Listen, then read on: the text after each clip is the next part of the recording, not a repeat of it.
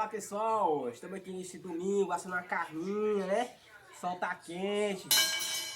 Mais que uma carne assadinha com vinagrete, um arrozinho branco. Bom demais. Estamos aqui com meu amigo Rodolfo. Vem aqui, amigo. Ó, ele que trouxe essa carninha aqui. Picanha do Lula. É? Picanha do Lula. Tu come picanha do Lula? Não, copinho.